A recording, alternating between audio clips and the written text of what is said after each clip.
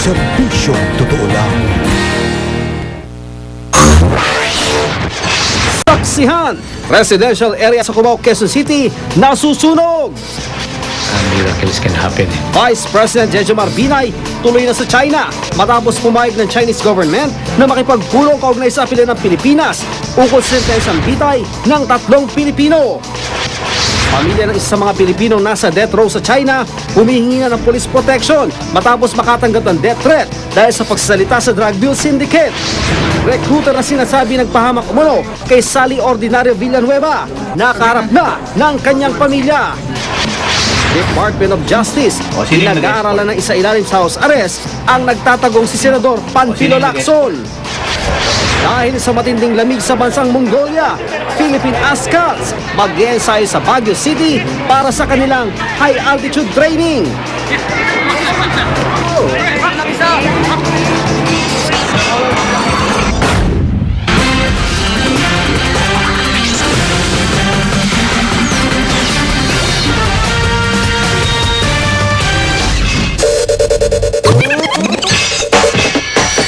Tuloy na ang pag-alis ni Vice President Jejomar Binay papuntang China bukas. Kasunod yan ang tila milagrong pagpayag ng China sa pagbisita ni Binay na naunang tinanggihan ng Chinese government. Baas ang gobyerno na magbumunga ito ng pagkakaligtas sa 3 nating kababayan na nakadakdang bitayin sa susunod na linggo dahil sa kasong drug trafficking. Saksi si Sherry Ann Torres. We always say that miracles can happen. So this is an instance where we'll have to ask for a miracle to happen. Tila narinig nga ang dasal ni Vice President Jejomar Binay. Ilang oras matapos tanggihan ng China ang apela ng Pilipinas na makipagpulong kaugnay sa sentensyang bitay sa 3 Pilipino drug mule. Parang milagro nakatanggap ng tawag si Binay mula sa Philippine Embassy sa Beijing alas 8 ng gabi. Pumayag na raw ang gobyerno ng China na makipagkita sa ating Vice Presidente. Alas 7:15 ng umaga bukas lilipad si Binay para makipagpulong sa Chief Justice ng Supreme Court ng China. Sa isang pahayag, ikinatuwa rin ng palasyo ang pagpayag ng China na makipagpulong sa Pilipinas. Umaasa silang ang pagbiyahe ng Vice Presidente ay magbubunga ng pagpapababa sa sentensya nila Sally Ordinario Villanueva at Ramon Credo na nakatakdang bitayin sa Lunes at ni Elizabeth Batain na nakapila naman sa Martes. Bago pumayag ang China sa pakikipagpulong, nagpahatid dito na mensahe na hindi na raw ito ang tamang panahon para bumisita si Binay. Ang sabi ng Chinese government, the time is not appropriate. Ang DFA naman, paulit-ulit na giniit na ginawa raw nila ang lahat para maisalba sa bitay ang ating 3 kababayan. May abogado po ito lahat, yung 3 na ito. Mula po dun sa investigation, sa trial, sa lower court, sa appeals court, hanggang sa Supreme Court. May abogado po itong umaalalay po. Law firm. No? Sa kasamaang palad lang po, hindi po talaga tayo nanalo. Ako si Sherry Ann Torres, ang inyong saksi.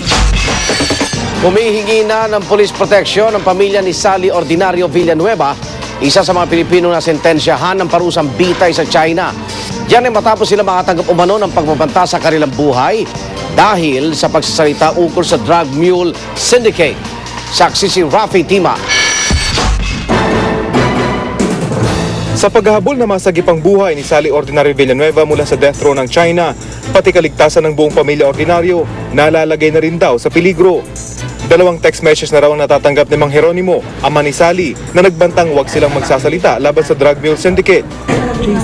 Ang kapatid kasi ni Sally na si Jason, na pumasok bilang deep penetration agent, isa na ngayong saksi laban sa sindikato.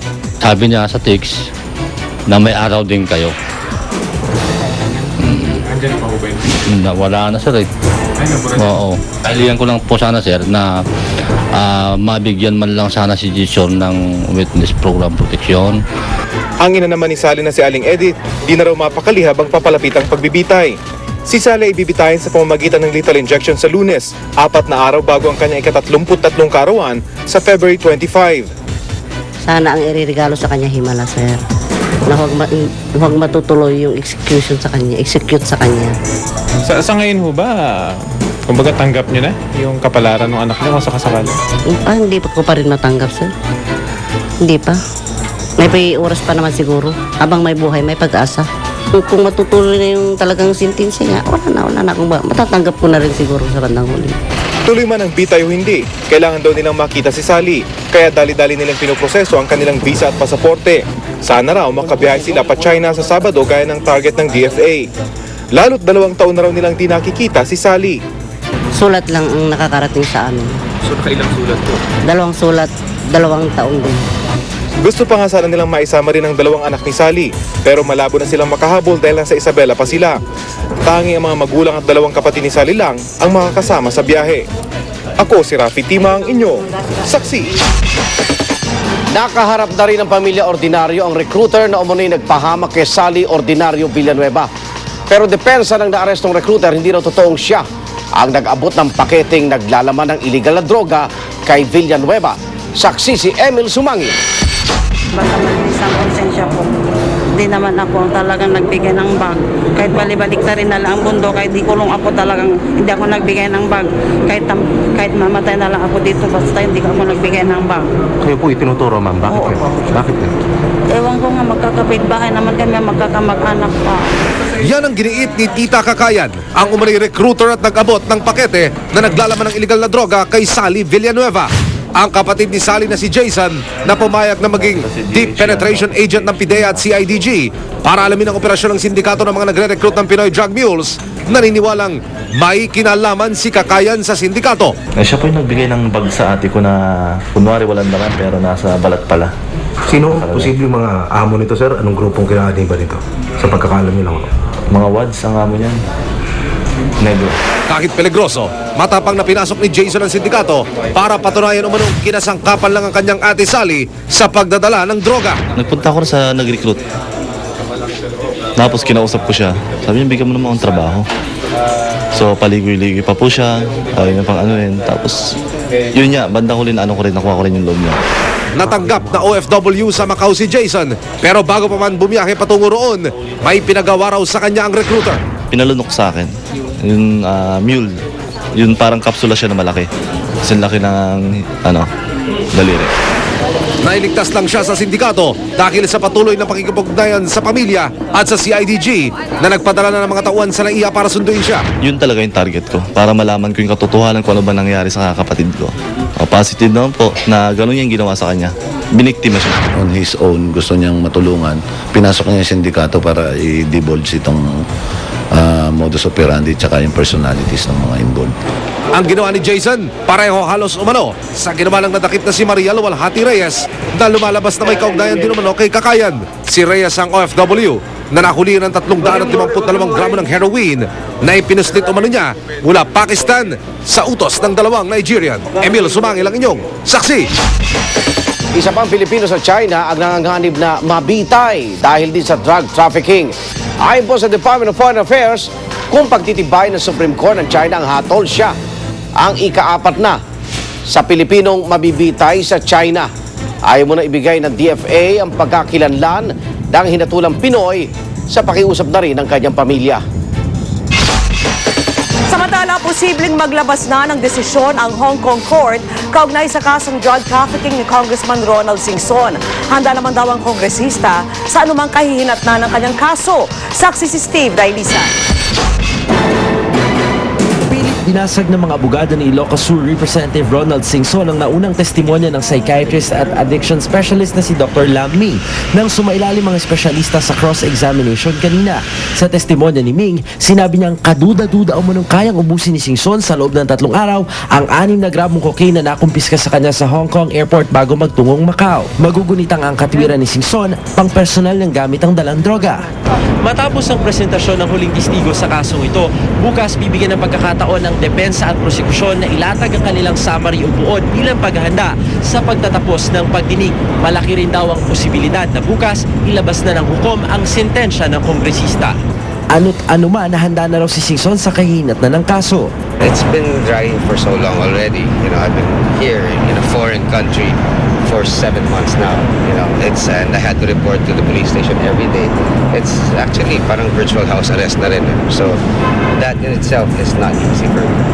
So might as well, you know, put a conclusion to the case and whatever happens, handa na rin tayo.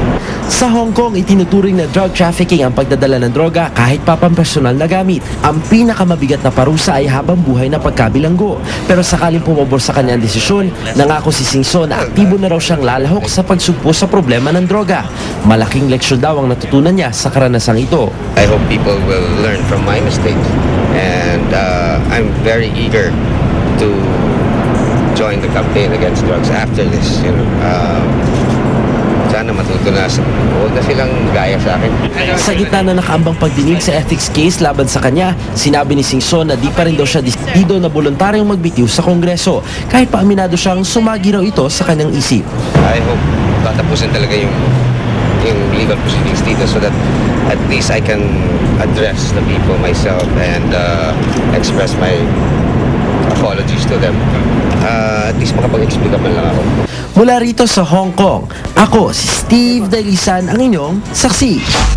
At sa gitna ng nakatakdang pagbitay sa tatlo nating kababayan sa China, para isipan ngayon sa ilan kung ano ang magiging epekto nito sa relasyon ng China at Pilipinas. Narito po ang report.